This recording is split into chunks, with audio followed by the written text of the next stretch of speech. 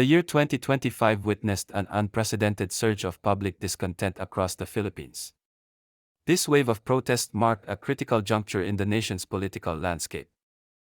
These demonstrations were primarily fueled by widespread allegations of corruption.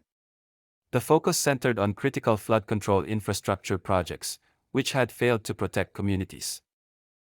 The protest directly targeted the administration of President Ferdinand Bongbong Marcos Jr. They also implicated numerous high-ranking officials within his government. This represented a significant civic upsurge, reflecting deep-seated frustrations among the populace. It underscored a powerful demand for a more just and accountable government. At the heart of these demonstrations stood a diverse coalition of citizens. Students, seasoned activists, civil society organizations, and ordinary Filipinos united their voices. On the other side were the government and political elites. This included President Marcos Jr., his administration, the Department of Public Works and Highways, and implicated contractors. Key lawmakers like Chis Escudero, Martin Romualdez, and Romeo Co were also named. Security forces, primarily the Philippine National Police, played a significant role. They were involved in monitoring activities, making arrests, and engaging in occasional clashes with protesters. The protests were fundamentally anti-corruption, focusing on alleged fraud and anomalies. Specific concerns included ghost projects and mismanaged funds within flood control initiatives. However, the movement quickly evolved beyond its initial scope. It broadened into demands for greater transparency, accountability, and systemic reform across government. A powerful undercurrent also called for generational change in leadership. Many felt the current political system was failing to address fundamental societal issues. The protest movement reached its peak intensity around September 21, 2025. This date significantly coincided with the 53rd anniversary of the declaration of martial law. However, protest activity was not confined to this single day. Various mobilizations and demonstrations extended in the days leading up to and following this pivotal date. The sustained nature of these actions indicated a deep-seated and ongoing dissatisfaction. It was not merely a fleeting moment of public anger. Manila served as the undeniable epicenter of the protest movement. Key sites included EDSA, Luneta Park, Ayala Bridge, Mendiola, and the vicinity of Malacanang Palace. Yet, the unrest was not limited to the capital. Protests quickly spread to other major cities across the archipelago. Significant demonstrations were reported in Cebu City, Leyte, Baguio, and Davao. Various university campuses also became crucial staging grounds for student-led actions. The immediate trigger for the widespread outrage came in July and August 2025. President Marcos Jr. himself revealed significant misuse of flood control funds. Public anger was severely exacerbated by persistent and devastating flooding across the country.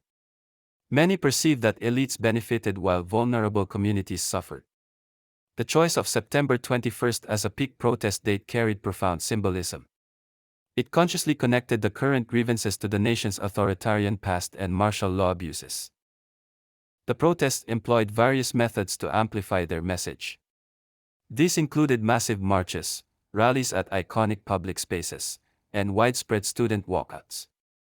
These student actions, often dubbed Black Friday protests, saw campuses empty. They underscored the youth's critical role and their demand for change. While largely peaceful, some areas witnessed clashes between police and protesters. These incidents involved rocks, burning barricades, and instances of vandalism. The police response included the deployment of water cannons to disperse crowds. Over 200 arrests were reported nationwide, highlighting the government's firm stance. The political impact was immediate and significant. The pressure forced high-level resignations from key government figures. Among those who stepped down were Senate President Chis Escudero and House Speaker Martin Romualdez. Public Works Secretary Manuel Bonoan also tendered his resignation. In response to the escalating crisis, the Marcos administration launched audits. It also froze bank accounts belonging to implicated contractors. Furthermore, an independent commission was created to thoroughly investigate the allegations. This move aimed to restore public trust and address the systemic issues. Earlier in 2025, the Philippines was battered by a series of torrential rains, floods, and powerful storms. These natural disasters caused widespread devastation. This amplified the public's outrage over corruption in flood control projects. Many Filipinos had directly experienced the devastating consequences of inadequate infrastructure. Protesters effectively used imagery of damaged homes and failed drainage systems. This powerfully highlighted the human cost of alleged corruption and negligence. The direct link between corruption and suffering became undeniable. It fueled the moral imperative behind the calls for accountability. More recently, a localized but powerful magnitude 6.9 earthquake struck Cebu. This event caused significant loss of life and extensive infrastructure damage. The earthquake further intensified public scrutiny of disaster preparedness and governance. It raised questions about the resilience of public structures. This added another layer of urgency to the demands for transparent and effective public spending. It underscored the critical need for robust infrastructure. The confluence of natural disasters and alleged corruption created a perfect storm. It galvanized public opinion against perceived government failures. The protest movement, despite government responses, remains ongoing. Its momentum continues to challenge the administration.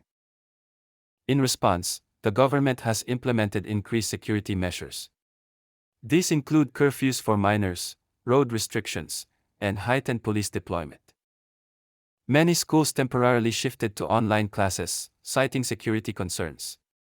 This reflected the disruption caused by the sustained unrest. Official promises from the government pledged to address the issues comprehensively. They commit to prosecuting implicated individuals and restoring public trust. However, critics remain deeply skeptical of these assurances. They emphasize the urgent need for fundamental structural reforms, not just superficial changes. International observers have also weighed in on the situation. They link the Philippine protest to a broader global Gen Z protest wave, highlighting youth engagement. The future trajectory of these protests and their ultimate impact on Philippine governance remains a critical unfolding narrative. The nation watches closely. Thank you for watching. Please like, subscribe and hit the notification bell to stay informed on the ongoing crisis in the Philippines.